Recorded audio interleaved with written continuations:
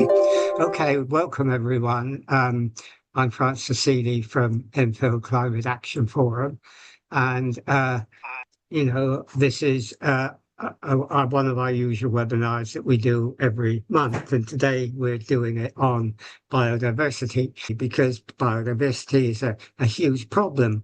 If biodiversity is affected, it can affect life on this planet, and we've got two speakers here today. And the first one is Kasia, and Kasia is from the Grantham Institute in the London School of Economics. And I know that she'll tell us a bit more about herself in this session. So, Kasia, are you here with us? Yes, I am. I actually go by Kaya these days, but yeah. You go by Kaya. Yeah, Yeah. okay. I know you use both names. I picked Kasia because I rather like Kasia. But okay, Kaya. Yeah. Uh, so uh, let's start with you, and thank you for coming on. I mean, it's really great that you're here with us. So could you start by telling us a bit about yourself and your background? Yeah, sure. Yeah, thanks for having me. I am a social environmental scientist, meaning I've got background both in ecology and social sciences. And my research is primarily around nature conservation in various tropical countries and in the UK, and more recently around climate adaptation as well. And these days, actually more on the social side, so sort of psychology, human behavior around conservation and sustainability issues. I can hear an echo from Yeah, someone's. I just muted that Oh person, yeah, so I cool. think it should Yeah. be okay. So yeah, that's mostly what I do. Okay, well, that sounds really interesting and important. Well, this is about biodiversity, and it's about the biodiversity crisis, not just about biodiversity. Now, in your opinion, how serious do you think that crisis is, the one that we're facing? Well, there isn't 100% agreement, but really high agreement, pointing to the fact that we are most likely entering a new mass extinction event, meaning that species are going out faster than the new ones are created. Definitely losing species at a much higher rate than ever experienced in human history. Um, and yeah, we are yet to see the height of it, but it's very much accelerating. So it is very concerning for anyone working in the area of nature conservation. When you say it's serious, I mean, we think of biodiversity as affecting plants and animals, and sometimes people don't think of it affecting us as human beings. But that's not the case, is it? When you have a biodiversity crisis, it doesn't just affect plants, it doesn't just affect animals, it affects us, it affects human beings in terms of our existence on this planet. Well, very much so, because of the way that we are interconnected, both with different species and in with different places around the globe, right? So these days, with the globalized trade networks in particular, and the fact that high percentage of the food in UK or in Europe it does not come from here, it comes from all over the place. And oftentimes, like let's say take coffee, for instance, or cacao, to produce these kind of products, oftentimes you get massive plantations of this one type of a particular plant, of a particular genotype. You get one type of pest that didn't happen to be protected against by the particular herbicide that this was that was produced to protect these plants against, and you get, like, I think 2 years ago there was 60% cacao losses in South America. Like, and this is just the beginning, right? Like, the more we simplify the ecosystems, the more they become fragile to, and ecosystems that, you know, they're natural, but also the ones that we are managing, like farmed ecosystems, the more they become vulnerable to these little shocks. And we are putting them in under a perfect storm of pressures from our activities, from encroaching on habitats and dosing them with fertilizer, well, actually over fertilizing, but yeah, herbicides, pesticides, and then on top of it, climate change that just makes the temperatures unlivable. And yeah, maybe I'll just stop here.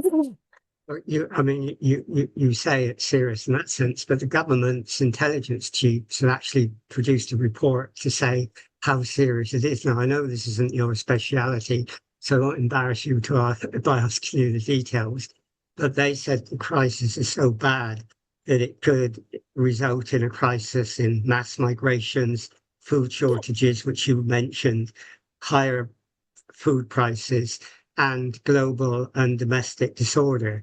Now, is that something that you think is rather panicky, or do you think that that is something that we should realize that if we don't do something about it, we are going to face crises of this kind? I mean, yes, so I'm not actually an expert on security, so this is not an authoritative answer, but I do work a lot in Africa and South America, and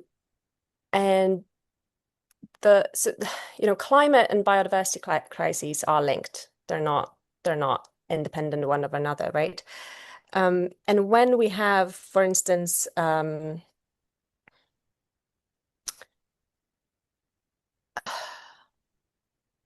we have heat shocks, we get algal blooms that make fishing impossible, right? Or we get some kind of disruption in actually fishing quite often happens these days. Whether the shock comes from initially from, for instance, extreme climate or a zoonotic disease, or when we're talking about a lot of tropical areas around the globe, they're populated by people who are just literally eking out their existence, and they are selling to global markets.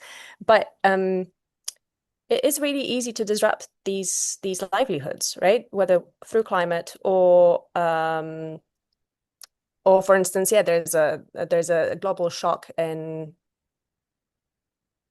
cacao health or in some other crop health. And all of a sudden they lose their livelihoods, and they really just about hanging, making things work. And when that happens, communities are disrupted really quickly. And the more it happens on scale, the more likely it is that we will see mass migration. So I don't think that mass migration will originate on its own from biodiversity collapse, but from the biodiversity collapse connected to heat, because those will go hand. Essentially, this is what will happen. Heat will disrupt ecosystems, making livelihoods impossible, and then you've got mass migration. And you can already see. I mean, I've got only anecdotal evidence of that, but in places in Africa where, for instance, rivers would run dry, and men stop being able to fish, that has got rampant consequences for local communities, because then they cannot feed their families. They have to leave for longer. It's connected to like shame. Women leave them, start marrying off their daughters, before they reach mature age. Like, there's so many social consequences that stem from the fact that they just cannot sustain themselves because the ecosystem is collapsing. So it's kind of, that's where I see their connection. Sorry. But it also will affect us here in the UK, won't it, in terms of rising prices? You talked about food shortages, and the Climate Change Committee has said, I think 2 or 3 years in a row, that we're very ill prepared for tackling this crisis, both the climate change crisis and the biodiversity crisis, and we're way behind many other countries. How prepared, in your opinion, do you think we are? That's not actually, unfortunately, a question I am very well suited to answer.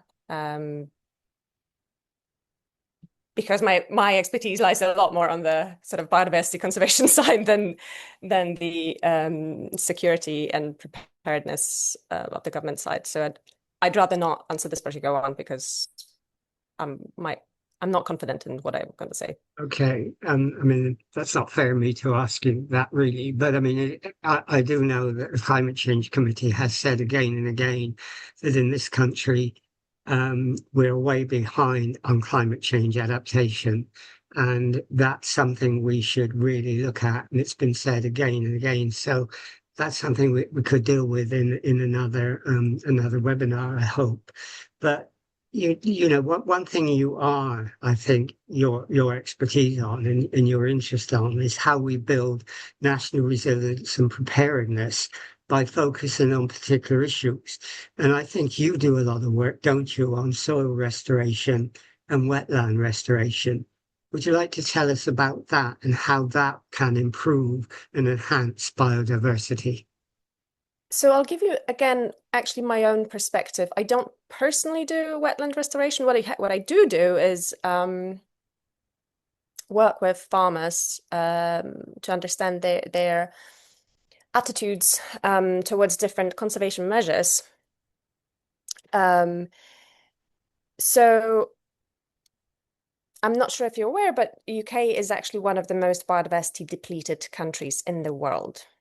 It actually has lost most of its biodiversity already. Not recently, actually, but in previous centuries, and in particular, large megafauna. So for the UK, the main objective then would be to actually restore nature, because so much of it has been already lost in terms of diversity, in terms of abundance, and UK is continuing to lose nature, to lose, for instance, a lot of birds, due to continued simplification of habitats, in particular around farming. So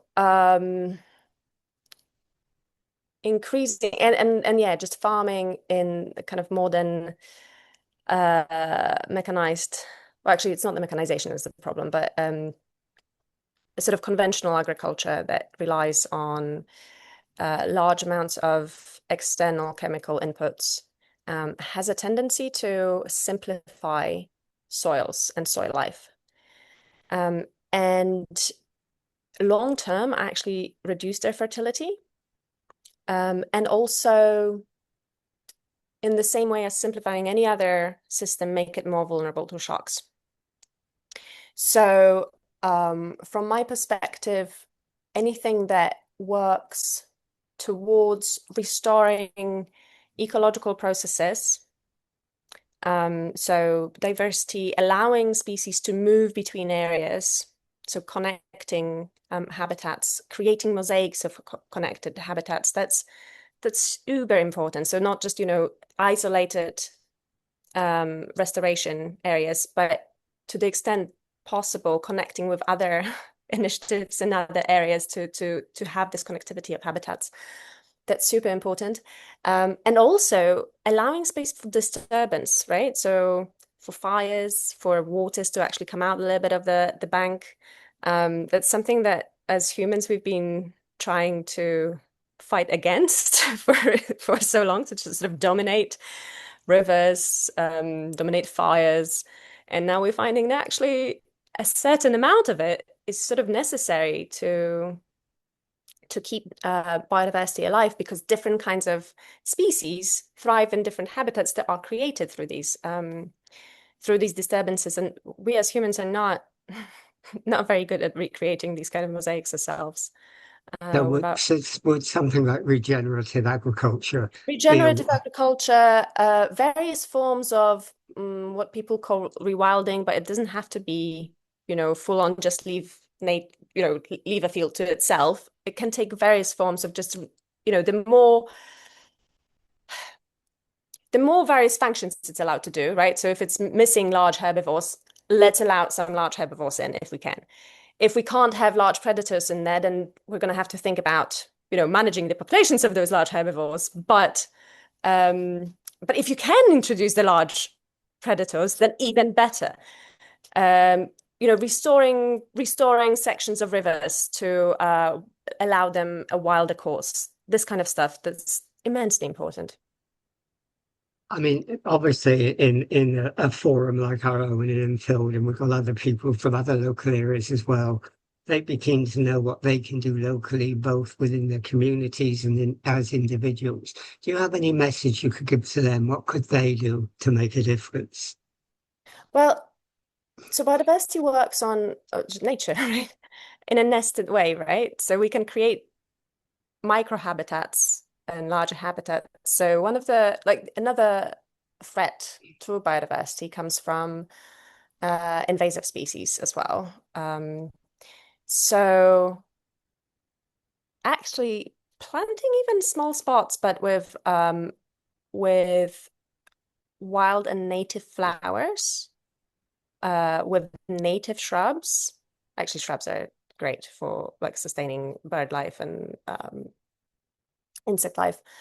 Yeah, like going to native species and creating spots of habitats. Actually, and cities actually, in fact, can be sometimes more biodiverse than surrounding countryside, partly because of how countryside is being managed these days. But actually, do not underestimate what you can create in cities by creating these micro spots of habitats, because species do move between them. So that is actually important. So in that way, that can be sustained. But I think the other thing is actually getting behind some kind of larger scale actions where people do come. I mean, London is a large area in the end, right? And when people connect on a scale, I think, yeah, the interconnection of different small, for instance, restoration efforts is one of the ways that I think it could have most impact. But beyond that, yeah, just plant native stuff.